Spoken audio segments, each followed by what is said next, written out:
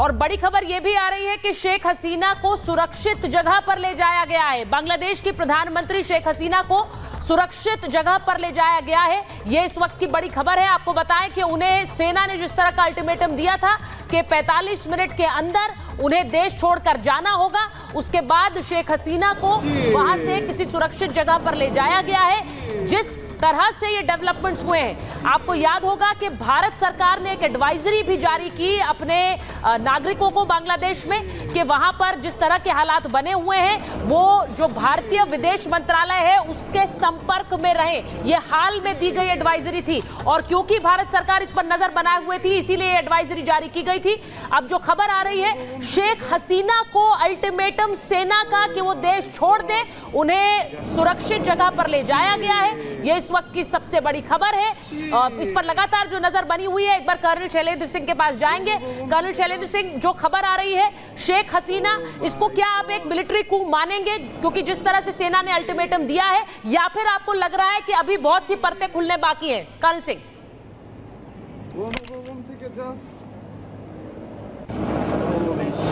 जय हिंद।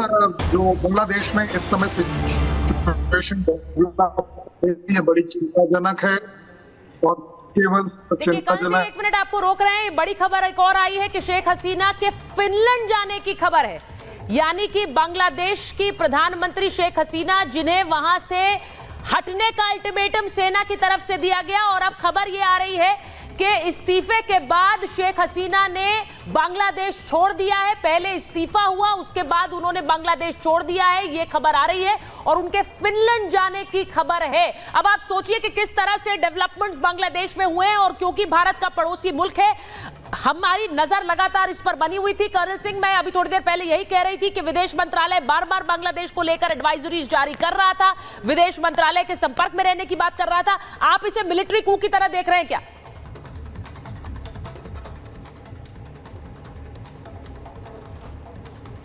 100% ये एक मिलिट्री कूप की तरह इंडिकेशन।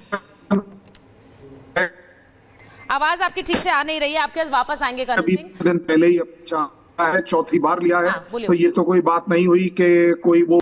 और इस बीच बड़ी खबर सामने आ रही है, उसका रुख कर लेते हैं। बांग्लादेश से ये तस्वीरें आप देख रहे हैं, तख्ता पलट की आहट होती यहाँ दिखाई दे रही है, क्योंकि आरक्षण के विरोध में प्रदर्शन अब उग्र हो चला है। किस तरह से बांग्लादेश जल रहा है ये आप तस्वीरों में देख रहे हैं। सेना का शेख हसीना को अल्टीमेटम अब सामने आ गया है। शेख हसीना को सत्ता से हटाने के लिए तमाम जगहों पर प्रदर्शन चला और 45 मिनट में बांग्लादेश छोड़े हसीना, ये कह दिया है सेना ने हसीना से देश छोड़ने को कहा है। इस वक्त की सबसे बड़ी खबर हम आपको बता रहे हैं, बांग्लादेश में हालात बहुत गंभीर हो गए और ये बताया जा रहा है कि अब शेख हसीना को अल्टीमेटम आर्मी चीफ की तरफ से दे दिया गया है और ये कहा गया है कि शेख हसीना 45 मिनट के अंदर फैसला लें और बांग्लादेश को छोड़ दे, राजधानी ढाका को छोड़ दें। ये बड़ी खबर इस वक्त की बता रहे हैं। तो लगातार जो बांग्लादेश में अनरेस्ट चल रहा है उसमें हालात और गंभीर होते दिखाई दे रहे हैं। देखिए, आरक्षण को लेकर ये आग फैली थी और धीरे धीरे गुस्सा तेज होता गया और अब ये जानकारी मिल रही है कि गृह युद्ध जैसे हालात है। अब शेख हसीना से कहा गया है कि आप कुर्सी छोड़िए। बिल्कुल, देखिए बड़ी खबर आपको बता रहे, कुछ तस्वीरें भी रविवार को स्थिति और ज्यादा बेकाबू हो गई थी। 45 मिनट में बांग्लादेश छोड़े हसीना। जैसे कि आपको इससे पहले भी बता रहे हैं कि बांग्लादेश में सैन्य तख्ता पलट की आहट जो तेज होते हुए नजर आ रही है। सेना ने हसीना से देश छोड़ने को कहा और आर्मी चीफ का पीएम हसीना को अल्टीमेटम। इस सूत्रों के हवाले से इस वक्त बड़ी खबर आपको बता रहे हैं। एक तरफ देखिए बड़ी खबर है, लेकिन दूसरी तरफ आप देखेंगे कि कैसे हिंसा की आग में झुलसता हुआ बांग्लादेश के अलग अलग शहर नजर आए, जिसमें कई लोगों की मौत। रविवार की बात अगर करें तो 14 पुलिसकर्मियों समेत यहाँ पर 150 लोगों की जान चलेगी और बांग्लादेश में आरक्षण विरोधी आंदोलन अब लगातार हम देख रहे हैं कि तेज होते हुए इस वक्त नजर आ रहा है। स्थिति बेकाबू हो गई है।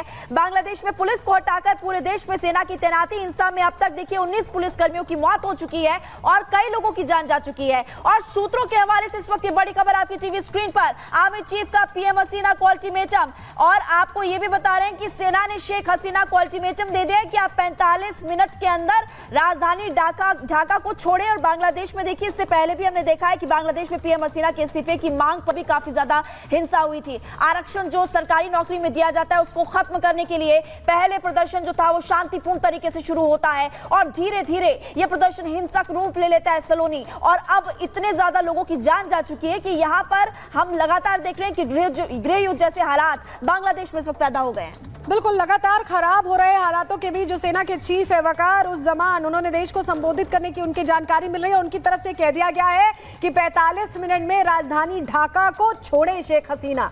शेख हसीना को यह कहा गया है कि 45 मिनट में फैसला ले, ढाका जो राजधानी है बांग्लादेश की उसे छोड़े। सैन्य तख्ता पलट की आहट यहां पर दिखाई दे रही, क्योंकि देखिए जो यूथ है वो सड़कों पर उतरा हुआ है। 56% जो आरक्षण की व्यवस्था है उसके खिलाफ ये प्रदर्शन शुरू हुआ था और पूरे देश में देखिए देशव्यापी कर्फ्यू लगाया गया है। उस दौरान उसको दरकिनार करके लोग पहुंच रहे हैं। कर्फ्यू लगाया गया, इसके बावजूद लोग सड़कों पर उतरे नजर आ रहे हैं। ये जो आप तस्वीरें देख रहे हैं, लोगों का गुस्सा है, अलग अलग जगहों पर वो प्रदर्शन कर रहे हैं। हिंसक होता प्रदर्शन यहां दिखाई दे रहा है। देखिए रविवार को भी जो हिंसा हुई थी उसमें 100 लोगों की मौत हो गई थी और अभी भी हालात चिंताजनक लग रहे हैं। छात्रों का ढाका तक लॉन्ग मार्च भी था। तस्वीरें जो हम आपको दिखा रहे हैं, अभी वहां हालात बहुत ज्यादा गंभीर हैं। सेना के जो प्रमुख हैं वकार-उज़-ज़मान, उन्होंने पहले ही कहा है कि अब 45 मिनट में शेख हसीना ढाका को छोड़े, यानी गद्दी खाली करें। एक तरह से ये सेना की तरफ से सीधी सीधी खरी बात कह दी गई है शेख हसीना को। शेख हसीना अभी जो पूरे देश का गुस्सा है उसे संभाल नहीं पा रही हैं और अब जानकारी ये मिल रही है कि सत्ता की कमान सेना संभाल सकती है।